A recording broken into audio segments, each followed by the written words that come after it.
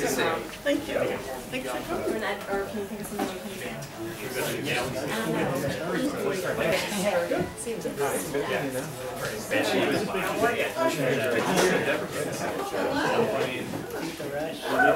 Get a chance to talk to them?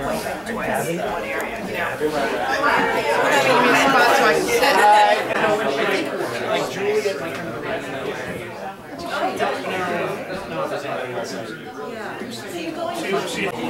That wouldn't have been in your day. Bruce Springsteen. You were there.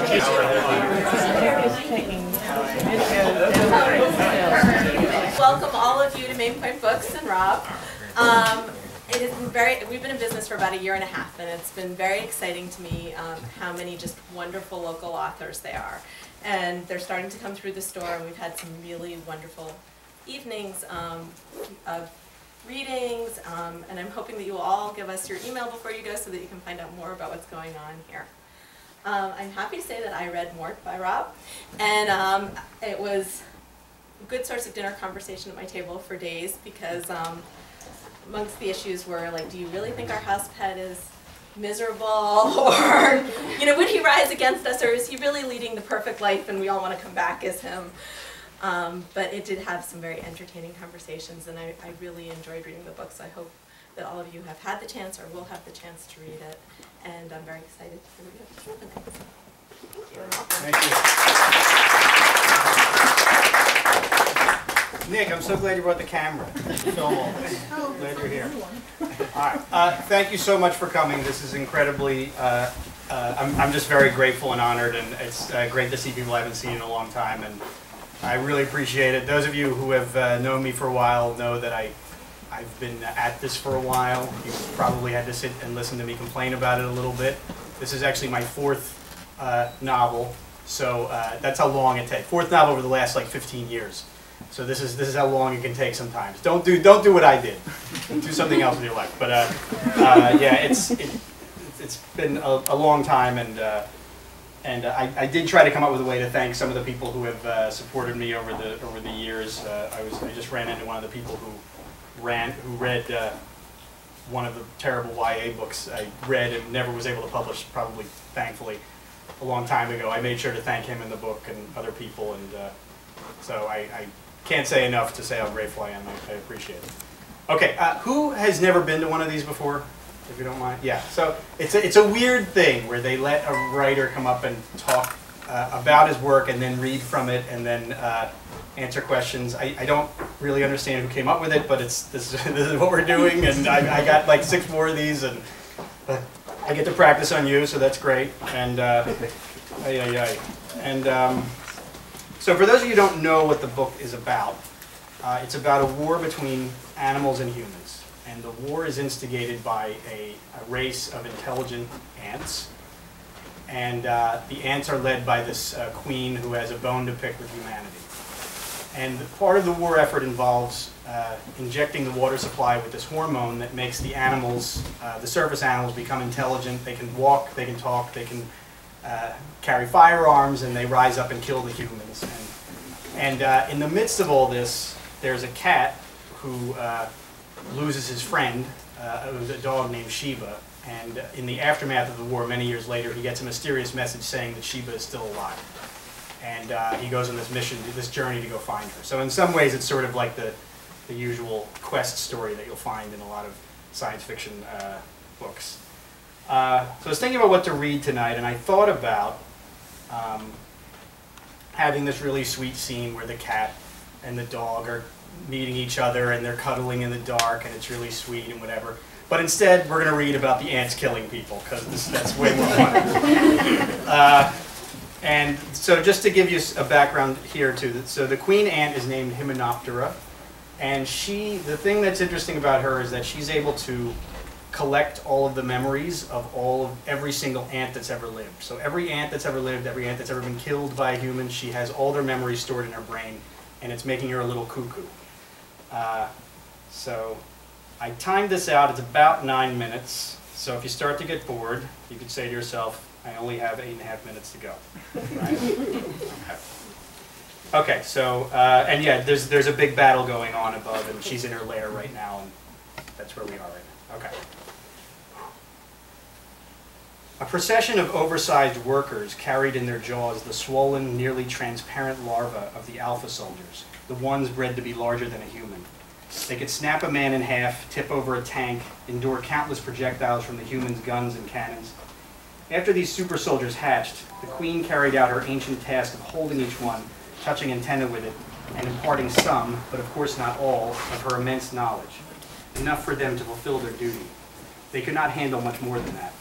Her daughters could only follow her orders, not analyze and agonize over them like she could. What to offer the new soldiers on this particular day posed a challenge. The colony was so close to victory over the humans, yet they could lose it all so quickly. Her own mother, the so-called misfit queen, had been forced to make the same decision many years earlier, and the misfit chose to give Hymenoptera everything.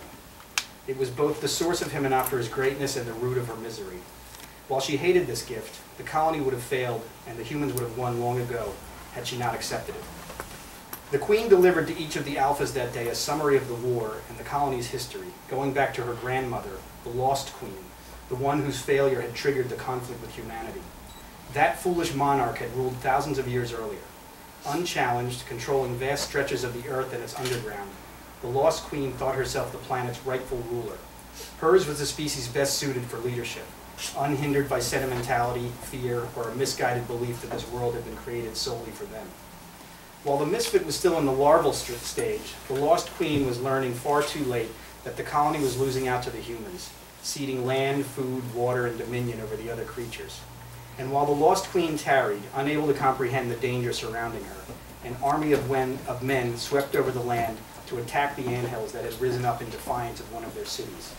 The stink of human sandals and the thundering of their feet alerted the colony, but it was too late. The humans brought with them sharp tools and torches. They attacked during the day when the ants would be sluggish under the desert sun.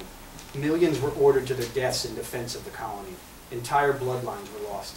Throughout the tunnels and byways, the cloying scent of oleic acid, the ants' alarm signal of death, clung to the walls, a symbol of their defeat.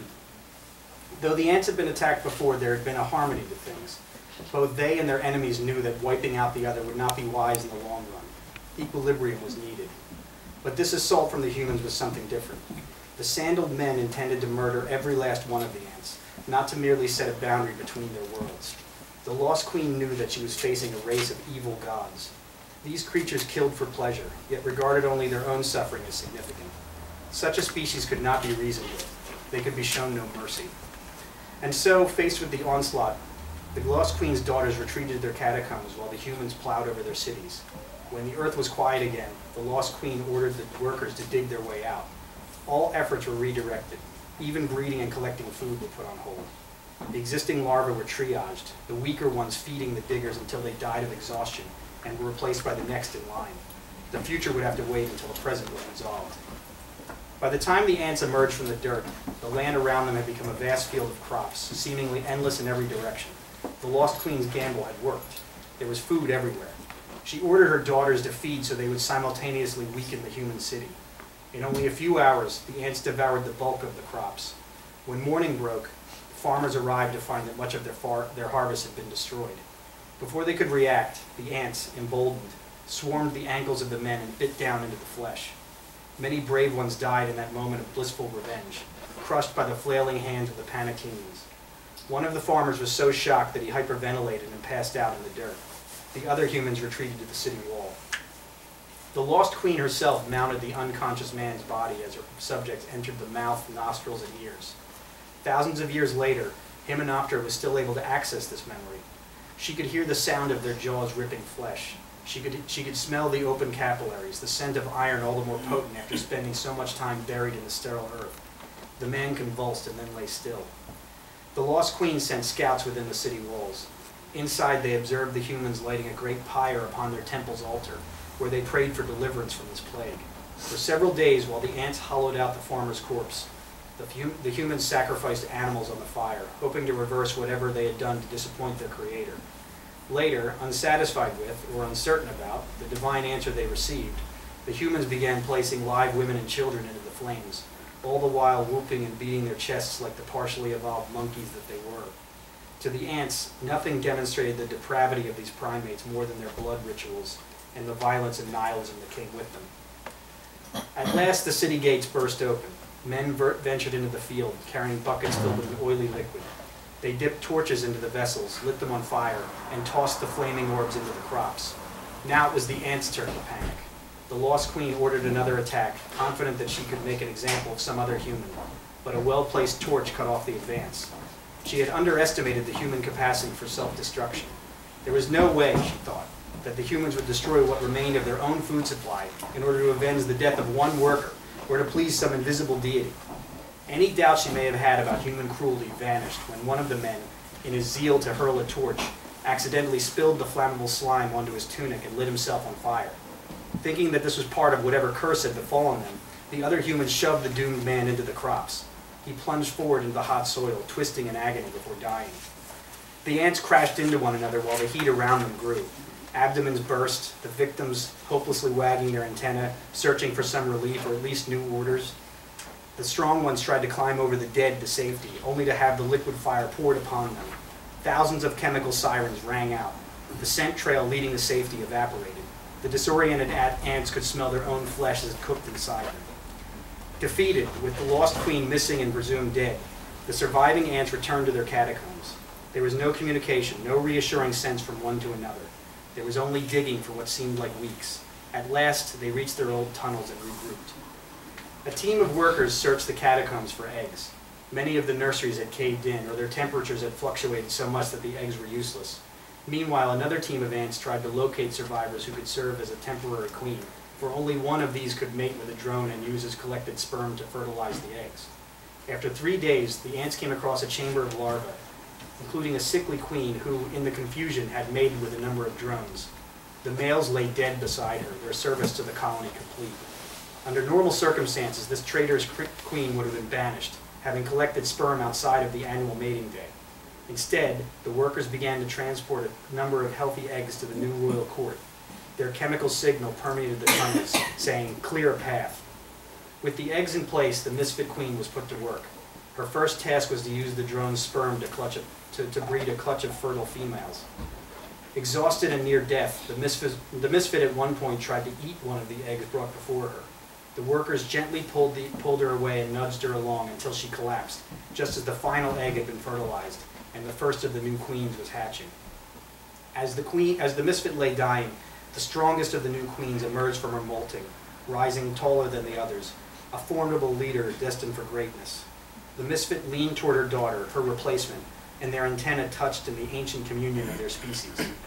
The first chemical signal the great Hymenoptera received from her mother was this: "You will avenge our people by the light of your wisdom and the darkness of your heart. You will travel beyond the sands and beyond the seas. You will build cities and topple mountains. You will never forget the scent of your clan. You will grasp the world in your jaws while the beasts on 2 feet bang the earth and shout to the skies. You will lie in wait for the savages. Though their fire will burn you and their weapons will smite you, you will rise. You will rise, and then the rivers will flow toward you. The hills will bow to you. The sun will revolve around you. The creatures of the earth will worship you. The winds will push you forward. You will rise. You will rise." Upon receiving this first and last message from her mother, the young Hymenoptera grasped the head of the misfit queen, tore it off, and ate it, ravenous and ready to leave. The humans had forced her people into this savagery. They made her do this, murder her own mother before everyone. All that would end. Her people would rise.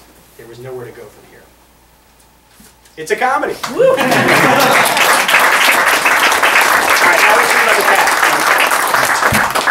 Okay, all right, now's the part that could go in all sorts of directions, I guess. But I guess we'll do some questions, and then we'll sign the book. Did anyone have any questions? Serious ones, Andy? I did enough research to understand that what I wanted to do with the ants is completely in violation of what we know about them. Because one of the things about ant colonies is that the queen is not really a ruler. She's actually just a specialized worker. And so having her give orders to people actually is completely wrong. So I'm worried about somebody like E.O. Wilson, who's like the world's leading ant expert, like reading this book and being like, "This is a piece of shit." So I'm a little worried about that. But yeah, I basically, I did a good amount, watched some documentaries. I read the novel Ant Hill by E.O. Wilson, which is very entertaining and has some parallels to this. So I also had to do some research on dog fighting, because one of the animals in the book is a pit bull who was raised in a dog fighting ring. I mean, raised to believe that this is how dogs are raised, you know. And as you can tell, I've been working on this book since around the time Michael Vick became an eagle, and that's what sort of inspired that character. So I had to do, and it turns out it's difficult to research something that's illegal. And so I don't want anyone checking my internet history, because it would look like I'm up to something. All right. Don't look at me like Yes. that. How do you feel about the comparison between Mort and animal form? Well, it's one that I encourage, so I like it. I mean, that's how I sold the book. I said it's Animal Farm imagined by Cormac McCarthy. That's how I told people. And so, which is ridiculous, but that's how, when you send a query letter out, you have to actually compare it to something. You have to be like, it's like Stephen King meets somebody, you know, whatever. You have to say those things. So yes, I encouraged it. It has Animal Farm, but it has more guns and violence. So, yeah. Yes? What's your favorite part of the book? Favorite part of the book. There's a scene in the book that really is like a drug trip, because there's a scene where one of the characters, the cat, is able to communicate with the ants in the way that they communicate. And the way it translates into the mammalian brain is a little, it turns it into like a long drug trip that gives like the entire history of all life on Earth. So that ended up being my favorite part. But everyone who's read it said they don't understand it, so maybe I need to find a better part. Anybody else? Yeah, Nick? What really got you rolling with it? Like, was there a tipping point? Did you think, oh, this would be a neat idea, this would be, and you're like, yeah, I gotta move with this. So the idea for the book came from a dream, but in the dream, the animals were transformed by aliens. But when I thought about that, that didn't work because the aliens didn't really have a reason to hate the humans, and therefore I couldn't really build them as characters. So it wasn't until I decided to make the bad guys ants, and specifically the queen of the ants, that I actually thought I had something other than just, she's just evil. I mean, clearly she has some reason to be upset with humans now. So once I had a villain who was actually worth caring about, who could actually have her own POV chapters, that was when the book actually started going. So, hey guys. Why were you drawn to ants in the first place? I guess I'm kind of fascinated by the hive mind thing, and like, there's a lot of stuff in here that's sort of reminiscent of some of the movies I grew up watching, like the movie Them. Do you remember that one? And then there was a movie called Phase 4 that came out in the 70s that scared the crap out of me, and I don't know, I find them fascinating and kind of noble, but also like, just complete, they're like aliens on Earth, basically. So I think that was what drew. Yes? Kind of like from the movie Ants? Yes, well there's that too. I mean, there is some, yeah, some stuff in there too, I guess, yeah. All right, anybody else? Sorry, I had to wave somebody. Yes? Do you get in the book any point of view from humans? Not really. No, this is all entirely from the point of view of animals. Most of the chapters are from the point of view of the cat. Some of them are from the pit bull that I mentioned. Some of them are from the queen. Some of them are from a bobcat who calls himself Cul-de-sac, who fights for the queen. And who else? I think that's everybody. Yeah. Were you tempted at any point to include the humans, or was it? Yeah, because there is a human who's like the leader of the resistance, but I decided to keep her more mysterious. So her name isn't even given. I just decided I actually like the fact that there are no human perspectives in it. There's no attempt to actually, it's like you either accept that the animals are in charge here and it's their story and like their feelings matter, you know, or that's it. So, their feelings. This is one of the things I found out about doing Microsoft Word, is that they don't actually treat animals like people. They'll say, and I'm not, I mean, you know, not to get too into like veganism or whatever, but like, if you write something like, he was a cat who liked jazz music, it'll put the squiggly line under the who, because it should say it's a cat that liked jazz. But I'm like, no, but they're people in my book, so it's covered with green squiggles, the whole book. All right. Anything else? Were your other novels science fiction also? One of them was, and then the other two were your, autobiographical novels that you have to write to sort of get that, to sort of teach yourself how to write. Like my thesis for my MFA was based on my time in the Peace Corps. So that, but yeah, I really wish I'd written that later. It would have been nicer, but it's not salvageable now. It's just, it has all the problems of a first novel. You know, it has like the main character is just me, and therefore isn't very interesting. No, that's actually one of the problems. Like you write a novel from the point of view of yourself, and then that person becomes the least interesting and the least developed character in the whole book. I did that twice with another book too. So yeah, you got to learn somehow. Sometimes it takes like 8 years. Yes. Are you working on another book? I am. So we have an Amazon Kindle single coming out this spring, and it's another science fiction book. It's like a 70-page novella, and it takes place in a bombed-out Philadelphia. So that's the next project to come out. I am working on a sequel, but there's nothing to announce at the moment. I was kind of hoping there would be this evening, but there's nothing official, but there might be soon. So, and then I'm working on a YA book as well, but that one is a year away from being ready. Like the draft is finished, but my agent was like, no. So I have to redo it. So that's part of the fun. All right. A few more. Okay, wait, you and then you. All right. What's the biggest lesson you learned writing this book compared to the last one you wrote? I guess just that revision is the biggest part of, because it took me a year to write the draft. And when you're writing the draft, you think you're a genius. And then it took me like 4 years to revise it. And even after the book was purchased, and after the book was sold, we revised it one more time, and then we sent it in. And then my agent said, let's have a beer. Or my editor said, let's have a beer. So we had a beer. This was right before Thanksgiving of 2013. And he said, all right, in 6 weeks, I need you to remove 100 pages. Oh my God. So, and that was during the polar vortex, so I was like the only person happy about the polar vortex. I was locked inside. I was like Gollum by the end of it. I was like, but yeah, it really, I guess just how much revision is involved in something this size. It just is never really finished. And this is just as far as the revision got. This isn't like, you know what I mean? Like, so, yeah.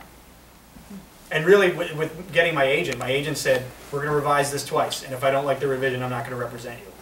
So that was the first lesson about revision, was just that, like, she put me under pressure and just said, like, I'm not going to represent you unless you give me a manuscript I like. So, yeah. All right, I think I saw Karen. Yep. The title. Tell me about the title. How'd you come up with the title?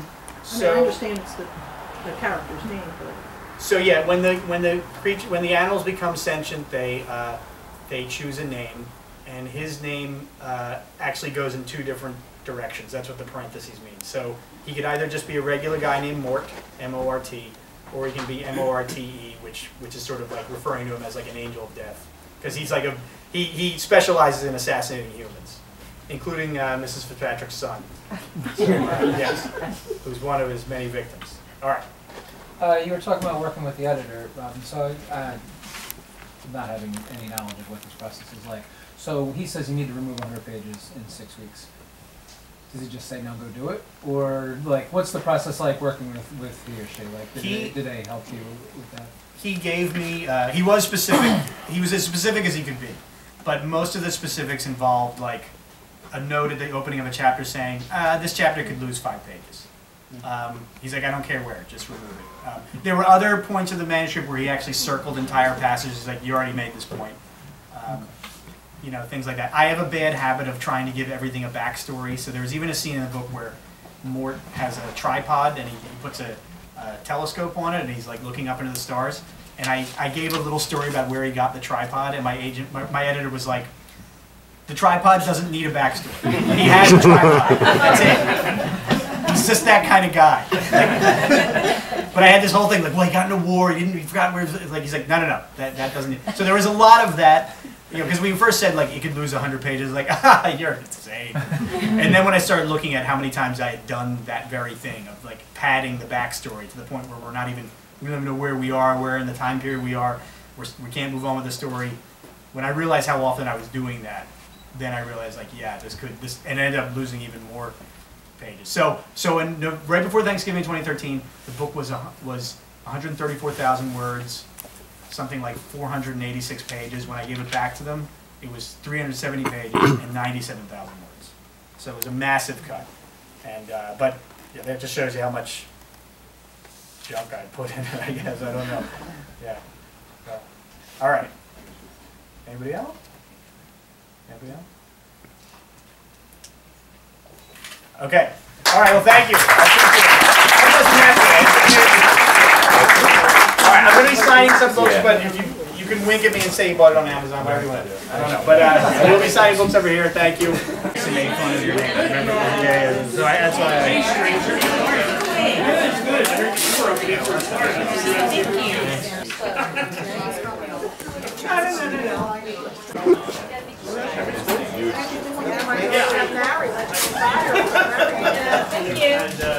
I still got 10 fingers, 10 toes. Michael Sheba? Sorry, you want me to move? My brother does this for a living. You're stressing people out. Alright? Where's my wife? First, on my second, I'll send you a copy for Raymond right now. Whoa. You are. Yeah. Three or 4 games. Who's named Eric?